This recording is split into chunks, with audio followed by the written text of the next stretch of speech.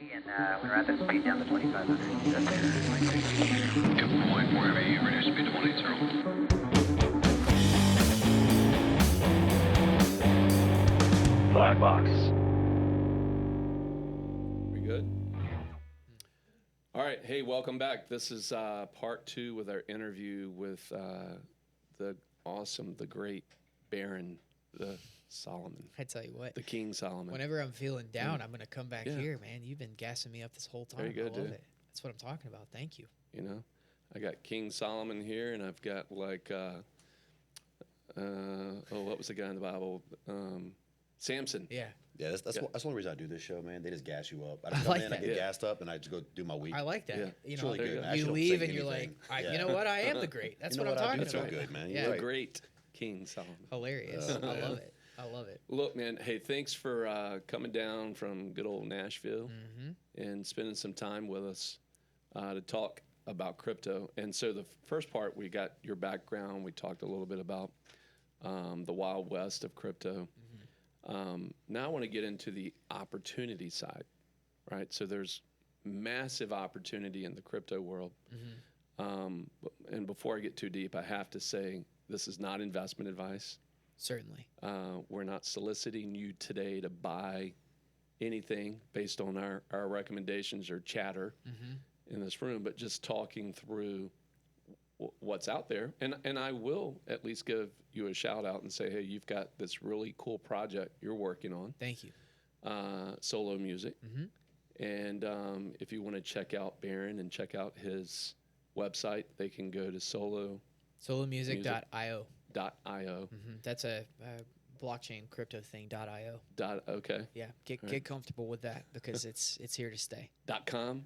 .com Old school? is I mean there's still obviously plenty of use for .com, but it sort of became like a way to signify that you were a blockchain project, right? Was to have a .io. Yeah. It just sort of shortened the educational gap for people. If they saw .io, they just assumed, Like, okay, he's doing a blockchain project. Gotcha. Yep. I didn't know that, so learned something today. Solomusic.io. Did you know that? I didn't. I just learned it. Yeah, there we go. Yeah. Hey, I mean, I looked at your website, Success. so I had a feeling. But, yeah. Right. Yeah. so I want to get to that in the second half of this, but before we get there, let's talk about the grand community of crypto and the opportunities that are out there, and even some of the buyer beware stuff. Right. And in the last episode, you talked about, do not put at risk what you can't afford to lose. Right. So this would fall into that category. If you're talking with your financial advisor, they would probably call this the speculative portion of your investment holdings. Right. And that typically should not represent more than 10%. Probably in that crypto space, what you've heard slung around is maybe 1 to 3% of your holdings. I say that because that most of the time, you say 1 to 3%, and everybody feels all warm and fuzzy because it's only 1 to 3%. Yeah. They're like, oh, yeah. If I were giving, real advice, I would say maybe a little more than that. Yeah. But obviously, that's coming from the perspective of somebody who believes very strongly in the technology and in the future of what's going to happen. Yeah, and in full transparency, I mean, you have something to gain in this. You Very you much have so. an enterprise that you're running, and there's nothing wrong with that. Capitalism is still the best form of wealth creation, in my opinion. Yeah. And crypto is a part of that Like, theory. Crypto is capitalism on steroids. Yeah. It's global capitalism Yeah. in a way that we've never seen before. Yeah. All you need is an idea and some motivation, and you can go make millions of dollars in a couple months. Blake, 10 years from now, and you're looking at future Blake 10 years from now, how much do you think crypto will be in your life, like in your daily life, just as a consumer? I'm going to go, a lot happens in 10 years, and we're starting to make leaps and bounds, especially in the last couple years, because now it's become a household name. But I think 25% of the transactions we may do, at least for myself, I can see myself at least doing 25% in crypto. Yeah. I wouldn't be surprised if it's more. It's going to take, like we talked about in the last episode, once everybody gets comfortable with it, and once I know that places I shop are taking it on a regular basis, I'll be probably transitioning over, Well, this past year during COVID, some things were, the last 2 years, there's been a massive lockdown. And I learned a lot more during that lockdown about crypto than any other period in my life. But transactionally, my wife and I made some transactions in India. And I don't want to tell people what we bought. Nothing nefarious, nothing bad. We bought some household pharmaceuticals, right? Yeah. To help combat COVID. Now, I know I'm going to sound like some conspiracy guy. But the doc wouldn't prescribe it because he couldn't. That's the okay. DEA had him locked down. Most people in crypto are conspiracy theorists. Okay, so anyway, they're don't going to, worry about oh, it. Kenny, man, you're fine. Yeah. Just keep chatting. If anything, you won points right then. Yeah, that's right. With the crypto community, so it's fine. So what we had to do, it was easier to buy the pharmaceuticals with my crypto than it was to send them my U.S. dollars. And it was, as you said earlier, it was instantaneous. And it was just a couple little moves in wallets and transferred it to their address. And 10 days later, the narcotics show up. Yeah. Narcotics, the pharmaceuticals. Yeah. Easy. Yeah. Easy. So you bought steroids in India. We Well, got it, bud. We got it. You Talking to a understand. law enforcement. Yeah, he's a- right. We understand. Hey, we raiding your house this Come on, afternoon. we're going to be seeing you later. Yeah. It's funny you say India too, because they're actually one of the big names in cryptocurrencies right now for what you can buy from them. And that documentary I told you about earlier, they're all up in that thing. So that's pretty fun. It's interesting. What documentary was that? Let's Yeah, just I give don't want it to a misquote shot. it. I'll pull it right now while you guys are talking. So while he's looking for that, for you, so I asked him 10 years out. Yeah. Today, you do a lot of transactions in crypto. But most of the time, they're still internal, right? Okay. I'm not interacting a lot. You're not yet buying cars and houses externally. and- No, okay. no, not to this point in time. And I think what's interesting is the term and the phrase cryptocurrency. I don't even know if we're going to use that in 10 years. Blockchain has already been rebranded to Web3. And if you hear Web3, which is the new lingo that people are using for blockchain, it's a much better rebrand. It's way Two better. things I've learned today. It's way better. Blockchain is Web3. It's way better PR. Well, all right. So think about it this way. This is why everybody's transitioned to this. Is Web 1.0 was the first version of the internet that existed, and that was that was read, That, right? It was AOL. read. Yeah. I can read a Read, blog. I can yeah. read the newspaper. I can right. But then Web 2 was read and write. Now I have Twitter. I can tweet out my thoughts. I can post to Instagram. I can get on Facebook. And so there was this transition that occurred where people were primarily using the web now to share as opposed to consume. And so then Web 3 is read, write, and own. And so that's where people are seeking to reposition this lingo, right, of blockchain is Web 3 because it sounds way more palatable. It doesn't scare anybody, and it still represents the same thing. And so I think that, that you talked a lot about how I've just been throwing out terminology and things. And, I do apologize if there's a thesaurus or an index that's needed, for this episode so people understand. But there are a lot of acronyms. There's a lot of lingo that has to be thrown around in order to be understandable. But it's when we really find the sweet spot of how to brand this so that people don't get spooked. When they hear things. So when you hear like cryptocurrency, there's automatically that association with what Blake was talking about earlier. The dark web. The dark web and, criminals and cryptocurrency, right? They've already tried once with digital currency, right? That was the sort of moniker, but I still think that was too close.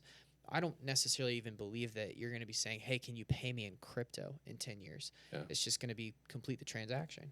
Yeah. Right, and we'll refer to it in a similar fashion to how we refer to the dollars that are in our bank account. Nobody says, can you send me dollars? Right? It's like, hey, send me some money.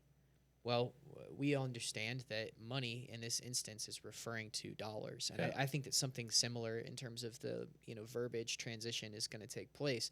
But I would say focusing on cryptocurrency and how involved that will be in our lives in 10 years is sort of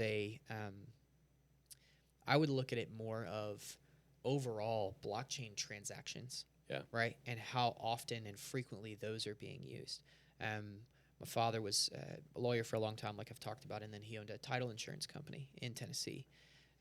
Title insurance is to protect you in the instance that there is some issue with delivering clean title, right, in a transaction to your home, or if you take possession of your home and they find out later that your fence is, a foot too far onto the neighbor's property, and there's all sorts of things. Or the old owner kept the mineral rights for Yes. Precisely. and the oil underneath the land. But what if every transaction and instance that had ever occurred as it pertained to that piece of property was recorded on a permanent and infallible record of transaction?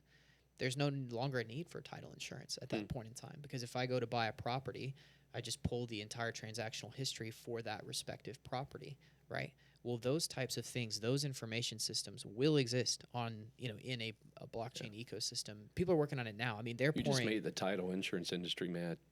I know. I made my dad mad Yeah, too. It's he's like, fine. son, He sold his company, so he's fine. He's not worried about it anymore. but But got out right time. that's right, definitely. But I mean, there's a lot of industries that are like that, and I think that if you, the same thing happened. It happens every time. Technological innovation occurs, and certain industries, get picked off in terms of. Thinking about this, and we talked about this in the first episode, but taking it back to experience that I have in the financial services industry and the insurance industry. 5 years ago, we were still taking applications on paper, right? If you wanted to buy some life insurance, I had to fill out this 40, 50-page document. Then I'd have to mail that up to the insurance company in some other state and wait for that process to have a human being look at it, underwrite it, and then give me an offer to give back to my client. In just 2 years, I've seen that completely change, where today, if I send a paper application to an insurance company, they'll look at me cross-eyed like, what are you doing? Right.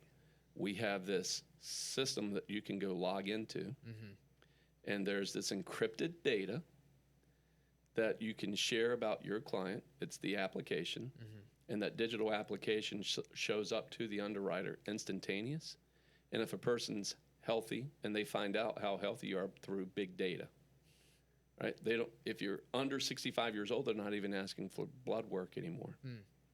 You answer all the questions, and they can confirm that in your big data that's out there on everyone.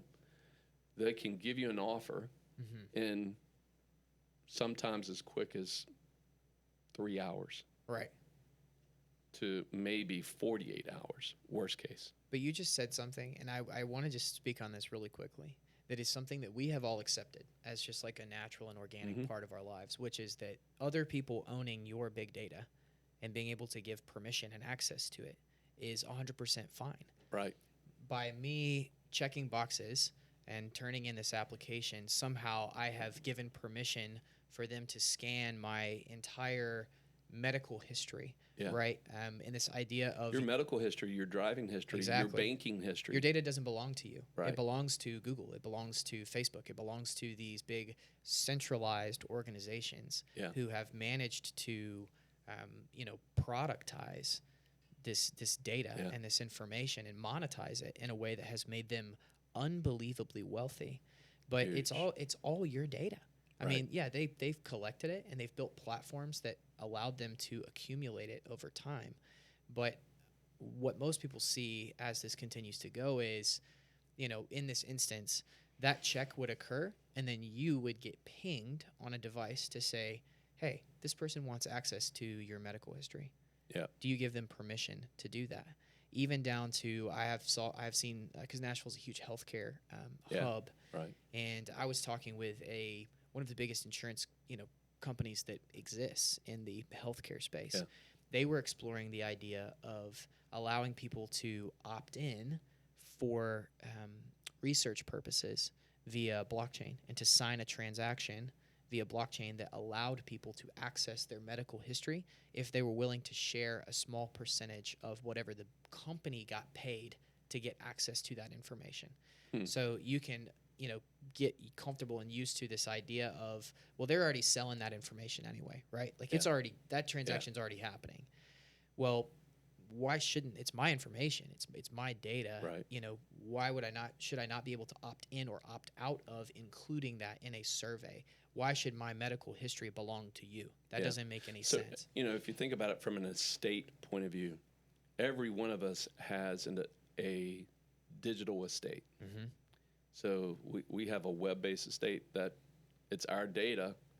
It's farmed, manipulated, shared with institutions that we've unknowingly, maybe even unwillingly, given to other institutions Right. to process how I'm going to live as a citizen. Yeah. So crypto, Mm-hmm. then in that world, says it's in some way promising to give you more anonymity and privacy. Yeah, give you a privacy, I think, is the main thing. Is, if I don't want somebody checking my medical history, then I should have control over whether they can check my medical history or not. Yeah. And I think it's this idea of, again, digital ownership, owning, information about yourself or images or whatever that, asset you want to buy in the digital sphere. Up until this point in time, there hasn't been a really effective way to do that. And so, you start talking about what we're going to get into here eventually, which is this idea of NFTs and, non-fungible Well, that's where I was tokens. going to go. You've taken the bad side of that world and said, hey, here's how we can manipulate that data, let's say for an artist, a person in the music business or entertainment. And instead of giving that control over to the record company, this artist can now control its merch, its merchandise, which is one of the greatest ways they get paid outside of their contractual obligations. Right. So you've built out a platform. Share Yeah, what well, that is a little bit. So like I have been saying this entire time, I'm still a huge believer that this technology is still very early. And so I have been looking for ways, and the team, that's working with me has been looking for ways to practically apply. Somebody's going on 1,000 lashes with a wet noodle. Okay, there you go. That's okay. Oh, that was Jordan. Tell you what, no crypto for you. Yeah. Okay. No crypto for you, Jordan. That's right. You have this concept of, excuse me, practical application of blockchain technology and seeking ways to show people how it can be functional and useful. And it's not just magic internet money that exists out there. And something that is a core fundamental to my life, just because of my parents were musicians, and I grew up in a very musical family, and it's a huge piece of who I am. I find people who ride in the car without music on to be a little strange. Like, it's literally a part of, my entire, my wife included. She's the type that she can just ride for an hour without any sound in the car, and I need that music. I need something to, juice me up and get me going. And we got really deep We theology this morning with some Coldplay on we in did. the background. Yeah, Right? the 8 a.m. theological Coldplay discussions. Yes. But we, so you take this concept of music and you say, all right, this is something that people are already incredibly passionate about. Yeah. And they'll do anything that they can to get as close to their favorite acts as they possibly can. This has been something, forever, this concept of, whether it was the Beatles or Michael Jackson or whoever, over the course of history, Elvis Presley, people want access to these individuals. Right. And as a musician, there's so much content and so much access that you have, that you really haven't had a very good way to monetize. It's interesting that you bring that up in terms of access, because you think about any artist out there today, and let's just again talk about music. The artist understands that their fans drive their revenue. Mm-hmm. So with the advent of things like Twitter, Instagram, Facebook, it gave the artist the opportunity to still have some privacy and not have their space invaded by raving crazy fans. Right. But in this safe digital world, they could go out there and shout out to their fans, communicate with their fans on comments. Yeah. And it brought the fandom to a whole nother level. Yes. Now with NFTs, give me an example of what an NFT at Solo Music can do for an artist. Yeah. I think How can they monetize it? for sure. So there's a couple of lanes that we need to navigate here. Okay. One is, what is the technology capable of right now, and where do I see it heading? Which is really the monetization piece. While it's there, it's not been effectively rolled out to this point in time because of a myriad of reasons. The securities issues that I brought up when you start dealing with professional musicians who have to use traditional banking systems and adhere to the laws of the countries that they live in. Right. They can't just go all willy-nilly, especially if they already have a brand, which is a lot of the people that we're working with right now. It's artists who are more recognized the Country Music Awards, Walker Hayes, Eric Paslay, the Grand Ole Opry, all these folks that we've been talking to and having conversations with, they have risk. There's skin in the game for them when they launch anything that they do. So what we help them focus on is, how can I leverage NFTs right now? Well, one of the primary ways that we see people leveraging NFTs effectively at this point in time is this idea of super serving a very core set of your fans and being able to give access to behind-the-scenes content or videos that nobody's seen before. You build a repository, and we can do what's called token gating, where if you own that NFT, you get access to the page. And if you don't own the NFT, it directs you to the website where you can buy an NFT to get access to the page. But if I'm a fan, this is where it gets interesting, and this is what makes me excited, is even in that specific application right there, if I'm a casual fan of somebody, I'm less likely to jump into a fan club or to get involved with from a money perspective, because I may see that as sunk cost if it's like a monthly $12 fee or whatever it is, right? If I could buy something for $50 that I could use for a period of time, and then when I was finished with it, I could just turn around and resell it to another fan, right? And I could get my money back. I think about bands like Fish, who have been touring forever and ever, and now you have generational fans where dad brought son to concert and now he goes to Fish shows. Well, there are people now that are selling lifetime concert passes as an NFT. So you get to go to any show that you want to, anytime you want to, anywhere you want to. They show up to the show, they hit their phone, validate the QR NFTs in their code or whatever wallet. comes up, No doubt. scans it. Kings of they're in. Leon did this with a couple of their token holders. They gave lifetime concert passes.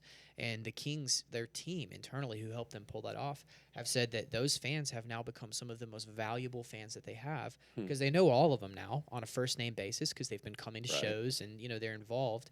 And they are the most diehard fans that they have. And so they can really get a gauge of the overall feeling and mood of the fan base for that particular band by catering to the ones who, are the most involved and have the most direct access. But the example that I was giving is, if let's say I, was a young man, I'm 20 years old, I'm going to a lot of concerts, so I pay for this pass. Well, 7 years goes by, and I've got a family and a couple kids now, and my stage of life is just very different. I can't go to shows as frequently. Well, I can just turn around and resell that to somebody else, as opposed to having to view it as 100% of a luxury purchase. Now there's the opportunity, not guaranteed, but there's an opportunity that somebody may place equal value or even greater value on that into the future. And so we have been selling what is essentially digital community passes. And I was giving you the example. It's actually tonight when I land, 6 o'clock tonight Central Time. I'm doing the first ever token-gated community Q&A with one of our artists, and it's an artist named Eric Paslay. If you don't know who Eric Paslay is, I'm convinced he has one of the best voices that I have ever heard in person, and is just an insanely talented songwriter who has hits that have been recorded by Jake Owen and Luke Bryan and all these huge number ones. He's got a whole catalog of number ones. He actually just re-recorded an album that's like Taylor Swift did Taylor's version. This is like Eric's version of a lot of the songs that he's written. So he's releasing this album, and as part of this release, he has launched this NFT collection. And what he wanted to do was to really establish this 100-person sort of core base of his fans, that he could do stuff like, hey, how are you guys feeling about the music? What do you guys want to hear more of out of me? Let's do a live Q&A where I can talk about my upcoming European tour and, can share information that maybe the regular fan doesn't get access to. And the only way you get to interface with me in this way, and he's doing a live Q&A on Zoom. It's literally like if the three of us just jumped on a Zoom call. I mean, and he has some very dedicated, core fans that are pumped about this concept of being able to have FaceTime with Eric and get to hear directly from him. And so you start talking about artists that, have even more of a maniac following, like a Beyonce or a Taylor Swift or something like that. Right. Well, and again, not investment advice. I'm looking into the camera, not investment advice, but a specific example from my life. I went to Franklin High School. Music industry is huge in Nashville. I made friends with a girl whose mother was actually writing songs with Taylor Swift. And this is before she became Taylor Swift. This was the 16-year-old Teardrops on My Guitar, Yeah. Tim McGraw, Taylor Swift, that nobody had really like gotten wise to yet. Well, if I at that point in time could have bought membership into her VIP digital community, how much more valuable would that access have been 10 years down the road Yeah. when now she's the biggest superstar on the face of planet Earth? Right. So you don't even have to talk about necessarily direct financial contribution, which is what we'll get into next, and it's the next phase of what I'm doing. But for now, it's this idea of using an NFT as a key to unlock content, unlock access to these artists, or things that no other fan can gain access to. So from a financial point of view, folks like Ticketmaster, are they embracing this new idea? Everybody in the entire music space is running as hard as they possibly can at ticketing, at making ticketing a real thing on the blockchain, because of the permanency of the transaction governance.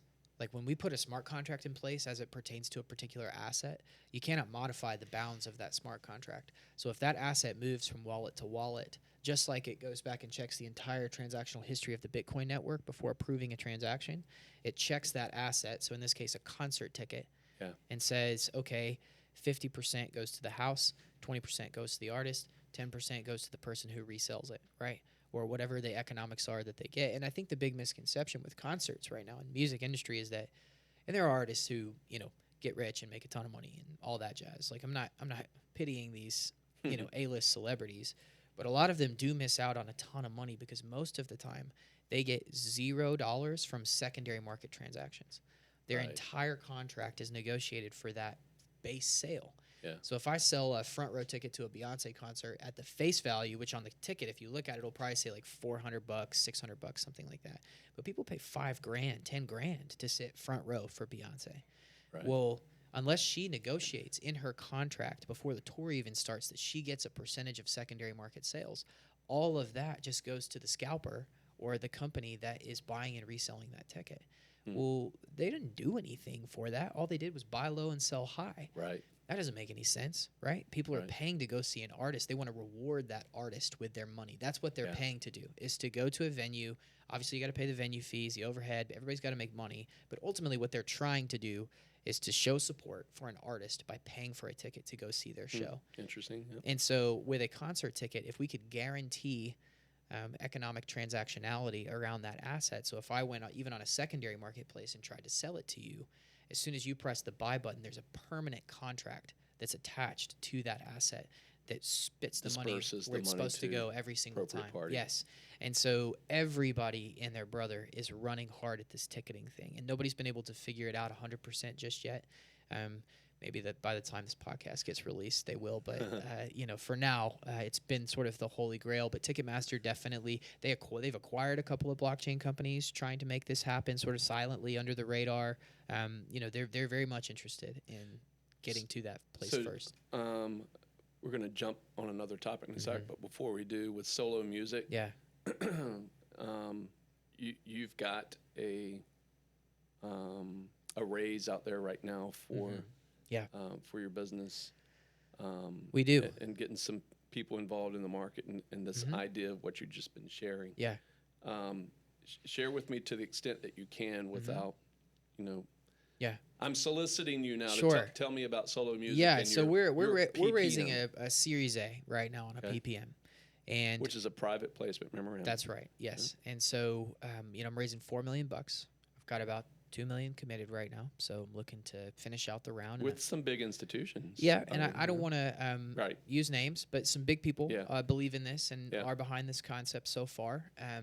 Haven't been in the race for that long and have already gotten some pretty good traction. And what they're primarily investing in, though, is the next phase of what I'm doing, which is more of what you're talking about, which is a musician being able to own the economy of their career more and to leverage NFTs as a launching pad, almost like the biggest GoFundMe on steroids that's specific to music that you could possibly imagine. And we're making it all self-service. Yeah. So if I'm a musician who lives in Douglas, Georgia, where I grew up, and I want to be a professional musician, there's a really good chance that I don't have access to the types of resources that I would need in order to really make a run at becoming a professional musician. You still have to move to Austin or Nashville or LA or New York or somewhere, right? Yeah. To go get the kind of access that you really need, unless you have an inside connection or, something like that. It seems to me, just sitting here thinking about solo music, that you would have a pretty amazing market for independent artists Yeah, who definitely. aren't signed yet, and they have an opportunity to come to a company like Solo Music and say, "Hey, can you help us build out an NFT or a product?" Yeah. And they have a following already on SoundCloud Right. or maybe Apple. Well, what'll be even cooler to me is when they don't even have to come to us. They just log onto the platform, say, I want to give 10% of my earnings to people who buy the NFT, and I'm going to charge this much, and this is exactly what it's going to be used for. I'm going to, sell 20 grand worth of NFTs to go make my first album. All right, educate me a little bit here. I'm just, as a businessman, I'm thinking through the transaction. Yeah. All right, so they sell this independent artist sells this NFT. And, the fan has this closer relationship than anybody else who would come to a show. Right. And let's say they're playing at the Honky Tonk, on Broadway, one of those places. They're not signed yet, but the front of house sells tickets, right? If you're going to come in his establishment and listen to Blake strum his guitar and sing his songs, you're a musician, right? Yeah, I have an album coming out very, very soon. I was like, that's what I'm talking about. Okay. There we go. So, he's gonna serenade the audience. Yes. But the guy who owns the bar wants to make some money off of Blake showing up to his establishment. How does that transaction transpire where the establishment can get paid? Yeah. Blake can get compensated, and the artist has an investment and stake in Blake's performance. Yeah. So, as the ticketing thing becomes more of a, a commoditized and scalable product, the way that I would see that going down is the venue owner, whoever owns the bar, would be the one who puts the tickets up for sale, obviously. And Blake would provide them with a wallet address, or he would scan a QR code or something that would lock in his wallet where he wants his portion of the funds to go. Okay. Right? And so then when somebody buys a concert ticket, there's a smart contract that's and when I automatically show up, I'm a tied fan to of Blake's, and I show up with my phone or my device, whatever it is. Yep. And they scan me in. Yeah. It automatically makes that transaction where Blake knows I'm there. 100%. He gets his piece. Hey, 50 of your 100 NFT holders are in attendance tonight, right? He gets his piece. And then long term, and this is not even close to being in place, so I'm speaking way out into the future, because the royalty system around the music industry, you want to talk about archaic. Yeah. There's some real problems with that situation. People don't know why they're getting paid, what they're getting paid. Some people with the same name get checks from the other guy. I mean, I've had specific instances with songwriters where they have sent the wrong Tommy a check in Washington State when it was supposed to be the guy in Tennessee. And if the guy in Washington State wasn't a big-hearted guy who said, hey, I think I got sent your cash by accident. I mean, how in the world is that a thing? But it is. And so, we're still a long way away from this being in a blockchain ecosystem. But in a Walgreens world, the way that would occur is any NFT owner who had an economic interest in what Blake was doing would see the transaction of the monies that was coming into him.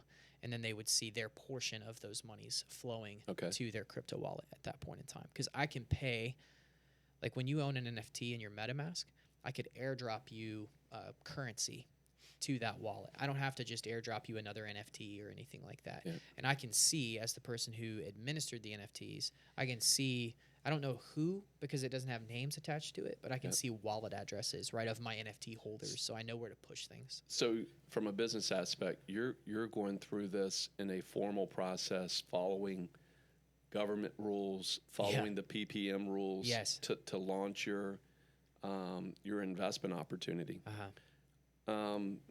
Segueing over to the Wild West, there's a few companies out there that Blake and I, as an example, just over the last 2 weeks, it's like there's been this big move and big increase in the community here in Virginia Beach, where there's been this one company, and I'll say their name. I'm not thrashing them or saying they're bad. Yeah. But there's a company called Pariba. Some people say it might be pariah. Again, just being silly. Maybe they did that on purpose. Maybe they did that on purpose.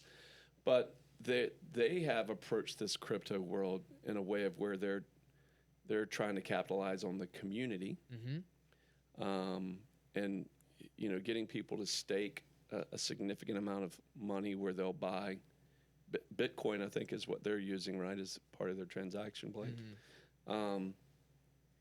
But when you go look at the underlying business and you go do due diligence, there's a lot of red flags that come up with that company for me and for most people who are in a financial background. And man, you're talking about having some enemies. I'm going to probably have a few people coming after me for saying, there's red flags.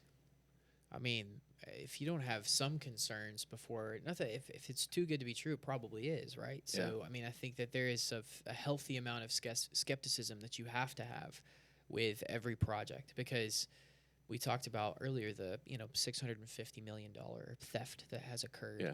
In the NFT space, there's what's called a rug pull or rugging, where an anonymous team of people will hype up a project. They'll build a Discord and a website and everything else. They'll get people to send them money, and then they just disappear. Wow. So they hype it, prices go up because there's just more buyers than sellers, and then. And Kenny, we're talking about like $20 million in some cases. These are not small amounts of money that people are getting away with. Stealing effectively from people at this point in time. Yeah. And that's why I always say, a healthy amount of skepticism is fair, and only risk what you can afford to lose, because just as likely for that to happen as you are to potentially make some pretty life-changing gains if you hit on the right project or, you get into a good situation. So I don't want people to be afraid. It's not all crooks and criminals, but I think that if you don't have a healthy amount of skepticism with anything that you're looking at in this space right now, and there aren't a couple red flags, then that's probably. Is there a kind of a pro forma that you look at when you're looking at a company or a community project of what you would say, here's my basis of do's and don'ts for this company before I'll put $1 in? I really like to look at the team composition. Who do they have? Even if it's anonymous individuals, oftentimes you can find old projects that those people were associated with. Do they have a strong track record of demonstrated success in the industry? Do they really understand what all this is all about? If it's their first go, okay, fine. In that case, are they doxxed? Meaning, do we know what their real identity is? Do they have some skin in the game? Or is it just an anonymous person on the internet who may be trying to scam me, right? And then I look at the actual functional utility of the project itself. I am a huge believer that just because something is a cool pixelated image does not necessarily mean that it's going to translate long-term into real-world value. So what I mean by that is if you're investing in a token or a project, make sure that, the same old business principles still apply. Eventually you still have to make money, right? They have to have a clear path towards stability. Because right now we've got this environment where there's so much cash that's just flowing around that people are sustaining themselves. It's sort of like the web.com bubble, where it's like you're raising a bunch of capital. Who cares? Bless you. Thank you. Who cares if we're profitable? We're just going to keep scaling and keep raising money. Well, eventually you got to be profitable, right? Like eventually you have to get to stability of some kind. And with crypto, a lot of times they don't even have a path to get there. It's just sort of like, we're going to give away all these benefits, and it's going to be really fun and cool, and it's going to be a cool community, and they lean in hard on this, community, and it's like, okay, that's great, but can you show me practically what I'm buying here? And there's some projects that are just digital art, and that's great. If you're an art collector, I understand wanting to get in and be part of some of these early projects that really don't have utility, but for most people, an easier way to understand if something is a good decision or a bad decision is to look at those things. Yeah. Team, if you can't find the team, are they doxxed, and who are they? What is the functionality of their project? How do they make money? Which is something you always look at. So with this one particular company, they tout that they have their own bank and their own financial institution on a little small private island over by close to Africa. Yeah, it's off the coast of Africa. Okay. And so when you try to go find in due diligence where this bank's at. Well, the bank is registered there because they didn't have any laws that govern them opening up the bank there. Okay. Does the hard location exist? And is there even a transaction history that's ever been done through that bank? That's something that I think these people just need to spend a little time Googling before they start moving astronomical amounts of money into this stuff. That's a huge red flag. Yeah. If you find out that the system you're investing money in is banned in other countries, that's a red flag. If you can't post publicly about the company like we're doing right now, and you'll be removed from the system, it's another red flag. So, The last one of all the things that you just said is the biggest red flag to me. Really?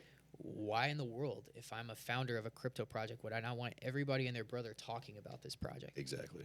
I want everybody on the face of planet Earth to talk about solo music because I know it's legit and I believe in it. And it's not something where even if this is legit, not wanting people to talk about it suggests to me that you know you're doing something that is not legal in any way, shape, or form, and you're just trying to avoid being shut down, which means that there's a chance that the project gets shut down anyway. And so that, I mean, again, to, maybe toot the horn for you a little bit, that's what I appreciate about your project is that you've spent tens of thousands of dollars to make sure you have a legal document to state what you intend to do with an investor's money. And it's getting a lot better. I mean, there's a lot of crypto projects now, even if they're selling tokens, right, instead of traditional equity investment.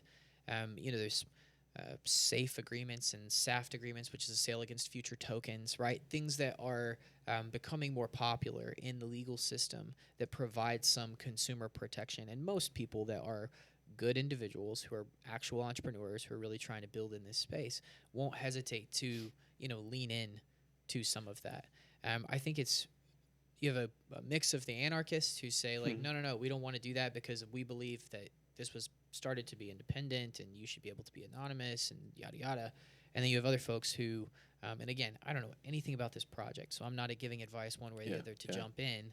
But then you have people who will abuse the system for their own purposes, and they're cloaking it under the guise of it's about privacy, it's about security, when really what they're doing is just trying to get you to look this way so that they can take the money out of your pocket and go that way. A few of the guys I've talked to, and I've got some friends, and Blake has some friends in this Paraiba community.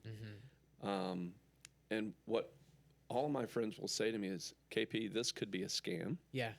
This could be something that's gone tomorrow. I'm not risking, my family's future with this. Yeah, right.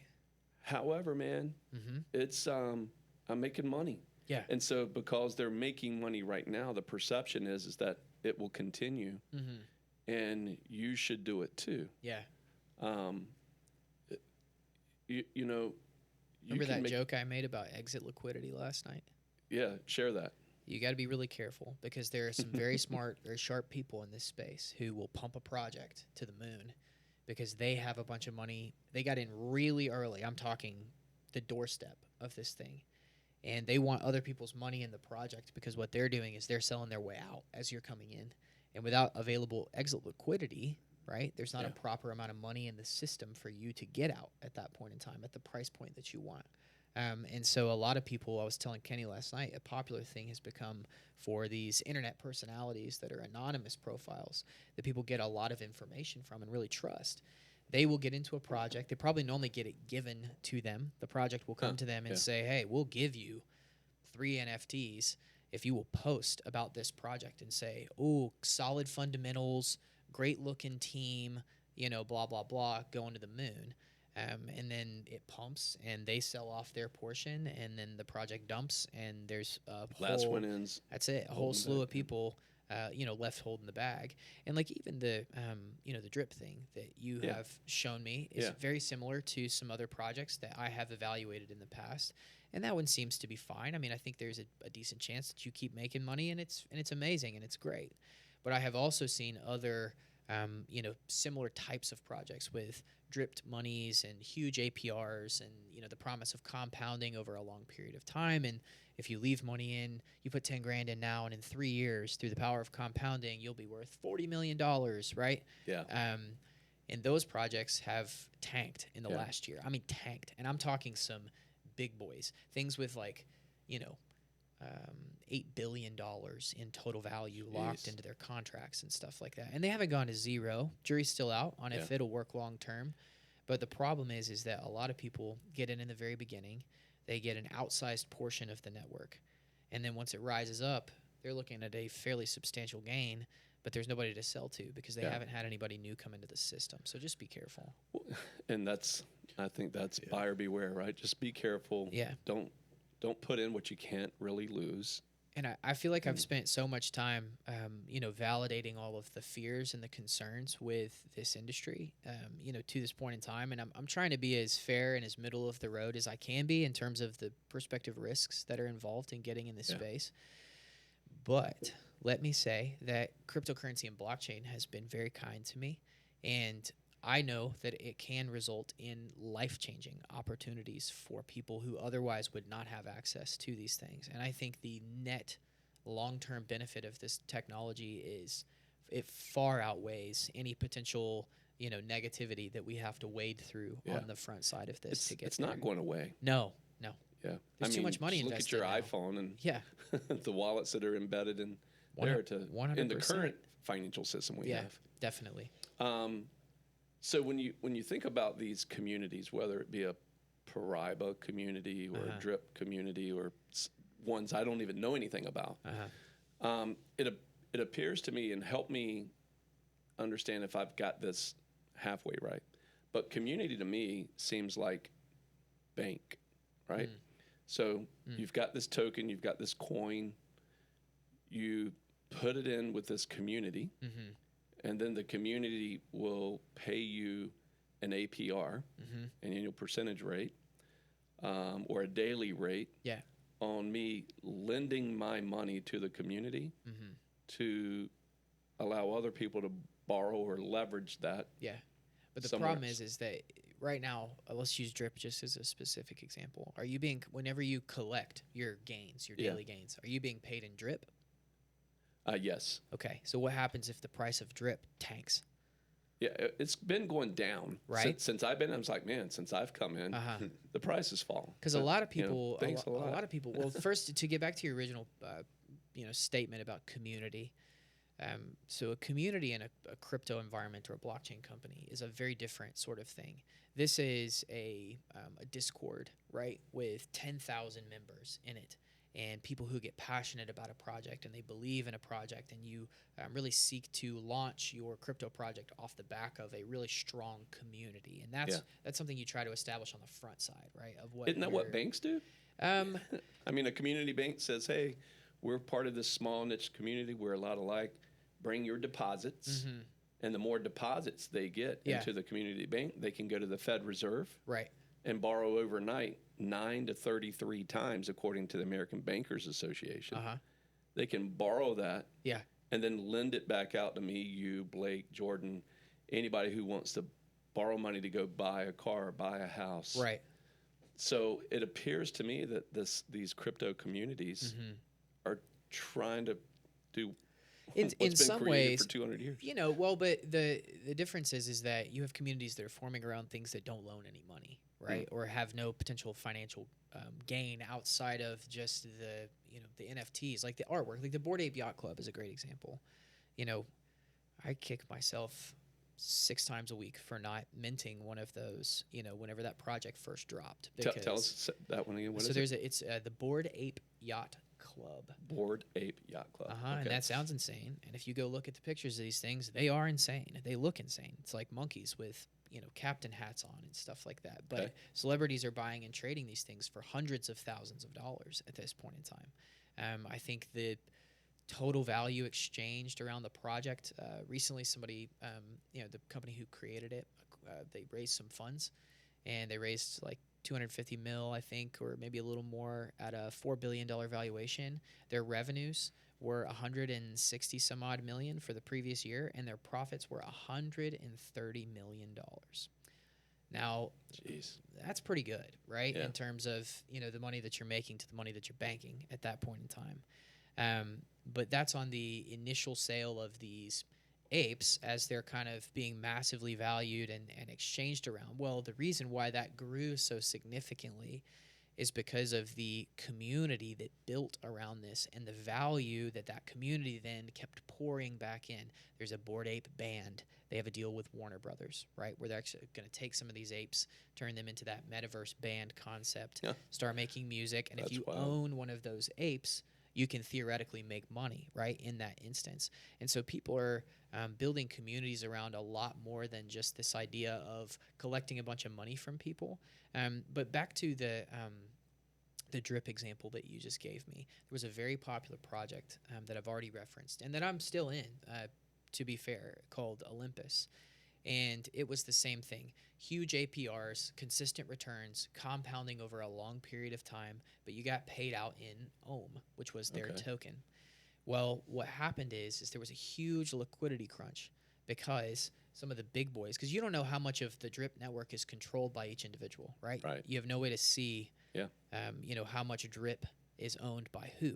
Correct. So what if the first guy who got in there owns 80% of the entire drip supply, and he's just waiting? He's biding his time, right? Waiting for more people to pump in, more people to pump in, more people to pump in. He can rug that entire project if he wanted to, because you're getting paid out in drip, not dollars. So they don't care how much drip they give you, because ultimately the price of drip is based entirely upon the way that... defending the community for a minute, and then, again, I'm just my knowledge of it, and you can correct me where I'm wrong for sure.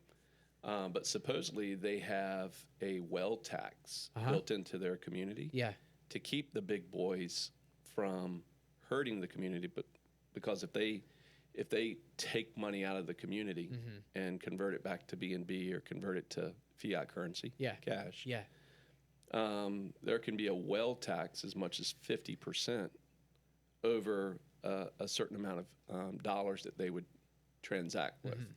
So, and the idea, the theory is that goes into, one of my friends calls it the lake of fire. So the money goes into this pool that can never be dispersed again. And mathematically, it seems to work. But there's still the phenomenon of if you have more sellers than buyers, prices go down. Correct. And so what my experience been thus far is my price for my drip, my average price is lower than what it was when I initially got in. So there's been more people selling since Kenny joined. And I'm like, well, what's going on here? Well, and I just think that, projects like that, when you do your evaluation and, you come up with all the metrics that you think you can go off of in terms of, is this a good idea or is this a bad idea? Ultimately, you're kind of still placing a lot of trust in, the team behind the project, because like they've told you that they have that whale tax in place. And I'm not knocking you at all, because you don't know how to do this, but you haven't checked the smart contracts to see if that's actually in place. Is there a fail safe that the creator can pull on the backside that's a ripcord that allows him to circumvent that whale tax and move that money to, an entirely different... Whatever he wants, Right. Well, and so I think that's why I say approach everything with a level of like cautious optimism, because people can tell you anything they want in this space right now, because there are no laws. For the first time, I think it was 2 weeks ago now, some people got prosecuted in California for rugging people in a crypto project. Interesting. But the only way they got them is because one of the guys who has to be one of the dumbest people that has tried to do this sent a moderator in their community, one of these random guys who was on the internet, bought into the project. When I say bought in, meaning like he, I liked the concept. And he loved what they were pumping in terms of, we're going to give you access to this and this and this, and it's going to be amazing and fantastic. They minted the NFTs, had no intention of carrying on the community. He sent him a private message that said, I know this is shocking, but we're winding it down. We never had any intention of doing anything with it. Here's a little bit of Ethereum for your efforts. Well, they got him when he said, we had no intention of doing anything with this project, right? So he was being nefarious. 100%. But that's how they were able to, prosecute him in that case. Most people aren't that dumb, and if he hadn't made that mistake, they wouldn't have gotten him, and his partner would have gotten away with a lot of money at that point in time.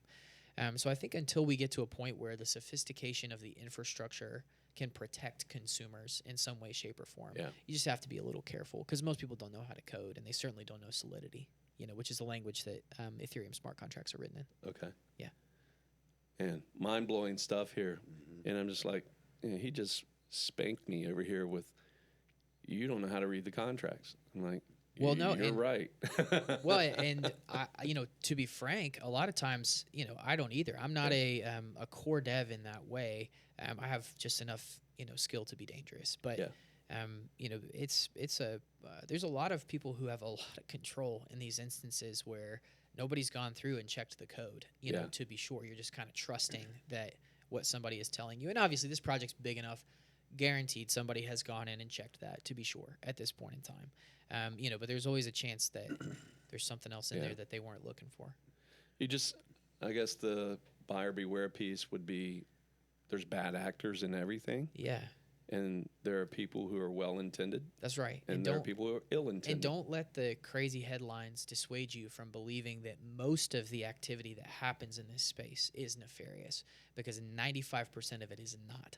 It's just like that old, one bad apple spoils the bunch thing. Yeah. There is some life-changing wealth that is being created in this space by good people who Yeah. have been doing it the right way and want to continue to innovate and build products that are going to assist people tremendously with modern financial services all across the face of this earth. We saw it in Web 1, Yeah. right? So when, the AOLs of the world started coming out, and then around 2000 to 2003, there was this mass influx into the equities market, the stock market, with new companies, IPOs, initial public offerings of, if you just had Blake.com in the early 2000s, you could have an investment banker say, hey, you know what, we're going to launch an IPO around Blake.com. And all it is you and they're flexing, right? That's what Cuban did, right? That was broadcast.com. That was how he made his money. Exactly. Launched an IPO around this website that there's some debate of even if it actually worked or not at the time that he launched it. But launched an IPO, made billions of dollars, and got out at the right time. And I heard an interview with him once that he had buddies that he came to and said, look, this is what I'm doing. This is the idea I have. I want you to get involved. Mm-hmm. But I'm going to limit you to, I think the number was 10 grand. Because he didn't want his buddies to get hurt. Yeah, right. So he was like, you're going to do well. And a couple of his buddies got really mad at him. He's like, man, why didn't you let me put in 100 grand? Mm-hmm. He's like, and so I respect the part that, Well, it was just Cuban as- at least went to his buddies and said, It was just as likely, Easy. Based upon what I understand, that it went the other way, Right. at that point in time. So I'm sure he didn't want to ruin, hopefully, friendships that have maintained, sure. into the future over something that was probably considered to be pretty speculative at the time. So when we bring this back to, the world and the projects that you're in right now with solo music, Yeah. what's your biggest need right now? Just investment capital? Yeah, investment capital, and then continued clearance from the federal government on what we can do and what we can't do. That would be tremendously helpful if they came out and said, okay, other people are selling royalties on blockchain and paying out royalties on blockchain. We'll create a subset of an asset class that's not necessarily a security in the same sense of like buying equity in a company. It's more access to a revenue stream type of thing. Just some maybe differentiation of securitized assets in the way that, we could potentially sell those, because we have competition, again, that just doesn't care, and they're just, full send. So when people put money into normal enterprise, into a business, you go buy a Chick-fil-A franchise or, you name it. Uh-huh. But you live in this nebulous world of crypto. So when a person gets involved in something like what you're doing, are the dollars going for like programmers, the infrastructure build? Yeah, very much so. And then, a big marketing push once the self-service tooling comes out to communicate the message to musicians that this outlet is out there and that you can onboard, within this platform. And this is, this round will not be the last round, that we raise as we continue to do this, because we have to continue to build the platform. The technology must continue to evolve, and as the technological requirements from a feature perspective become great enough, we'll have to continue to onboard new devs. And man, I swear to you, it changes every day in terms of what we need to spend money on. There was a period of time recently where it was very popular to do buyouts for big artists if they would drop an NFT collection with you. So, you know, Beyonce's camp would come to you and say, well, we want a guarantee of 300 grand if we're going to do a project with you, like those types of things. So it always helps to have some powder dry in this space, just because you don't really 100% know exactly how it's shifting, you know, in terms of how to get people on a platform or how to get people involved in what you're doing. So Interesting. yeah. Is are there any competitors in your space right now? There are a lot of people who are working on this. Like I said, and I mean this sincerely, I really think this is the first time that you have seen what true global competition looks like. Because there are people that while I'm sleeping, they're working on their stuff, and while they're sleeping, I'm working on my stuff. And with the use of cryptocurrency and digital assets and digital currencies, I don't have to worry about whether my customer is in China or Moldova or anywhere. It doesn't matter to me. They're paying me in crypto. It's all being processed by the chain. I don't have to overcome any huge regulatory hurdles in terms of like receiving funds from those countries or anything like that. So it's pretty quick to spin up competition. Nobody has done it well, would be my, not yet, because otherwise you would have heard of them. So independent artist Blake comes to you with his album,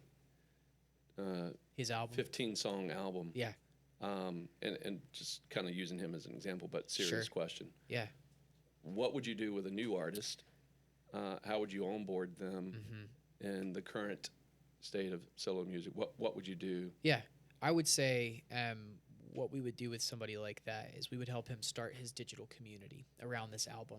And we would say, hey, you're launching your first album. This is a really good opportunity to give away some really high-value NFTs, right? Because there aren't a ton of claws into his career yet at this point in time. So he can do things like 10% revenue participation. He can do things like lifetime concert tickets, you know, different things like that. Do you want new artists right now, or would you rather have established? Whenever we roll out the self-service tooling, that's when we really want the new artists to jump on board, because it's a fairly... It's not an extensive process, but there's a good bit of work that goes into doing a collection well at this point in time. And so the strategy we've taken overall at Solo is let's interface with big-time artists first. So that's why we've started with the CMAs and the Walker Hayes and those type of guys. Show you how to do it, show you what it looks like to build a digital community, and then turn over the keys and say, go build it yourself and go crazy. Yeah. Wow. That's pretty generous of you to give away your coding. Why would you do that? Well, I mean, I make a lot of money in the process. If it goes well, that's the idea, is that now, if you're a Spotify, you're looking at this and saying, okay, we've now got a direct funnel to all of the new artists that are emerging in music.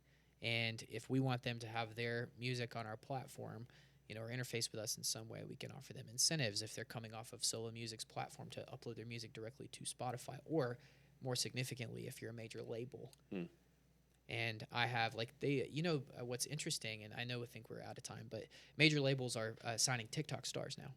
They go to kids that have 1 million+ TikTok followers that are singers, and they go, we want to cut you a deal, right? And there are a good number of examples at this point in time. Yeah. And I don't think that that's going to slow down. I think this idea of taking people who are coming in with a community and monetizing that, community is something that, music is really just starting to sort of figure out.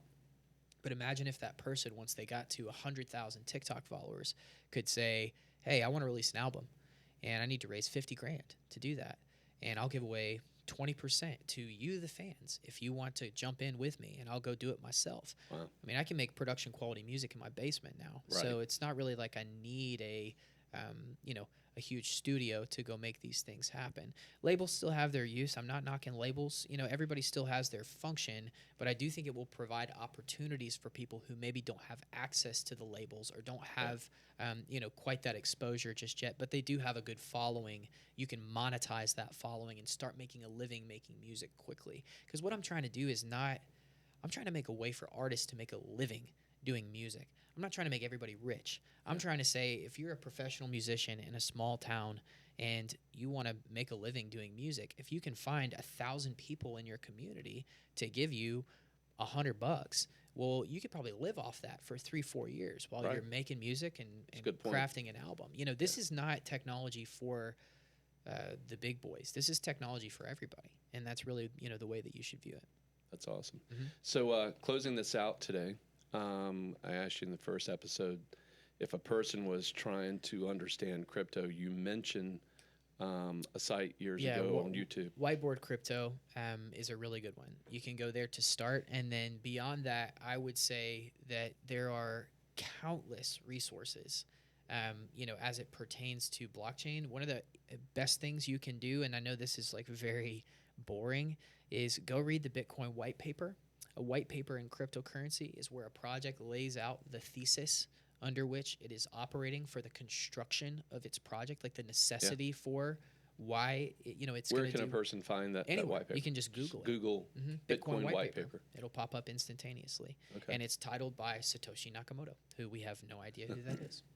Blake Tom. Right? It's Blake. Yeah, it's me. Dude, that would be awesome. You're sitting next to. I I can't even say his name. Satoshi. Satoshi. I don't even really know what I would do if it actually was revealed that Blake was Satoshi right now. I'd probably have so many questions and ask him why he's been sitting here and listening to me talk this whole time. He should have been. He's the sensei, man. He's just over here. Yeah, man. I'm just soaking in the knowledge. I like that. I see where you're at. Okay, I appreciate that.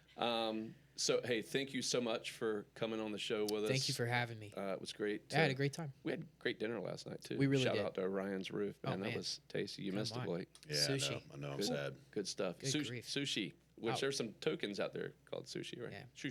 Sushi swap, Sushi pancake swap. swap. Yeah. Well, yeah, they're tokens, but that's a deeper discussion for another time. Let's do it another time. Can we Okay. get you to come back? Yeah, in of the future? course. All right, awesome. Definitely. So, thanks again, Blake. Awesome. Next week, you're going to have some interviews. Can you tell us real quick? And if people like more of this, what do they need to do? Yeah, absolutely. First off, next week we're going to kind of change the script a little bit. We're going to bring somebody in, and we're going to really dive deep into the mental health aspect of what's happening to a lot of first responders around the world. Programs that are out there that we're developing on a frontline basis to kind of feed them information. It's going to be really, really interesting. We'll put some stuff out about it. I think you guys enjoy That's it. awesome. Yeah. If you guys did enjoy the show, please, as we know, hit subscribe, hit the like button, and we'll see you in the next one. Awesome. Thanks, fellas. Yeah.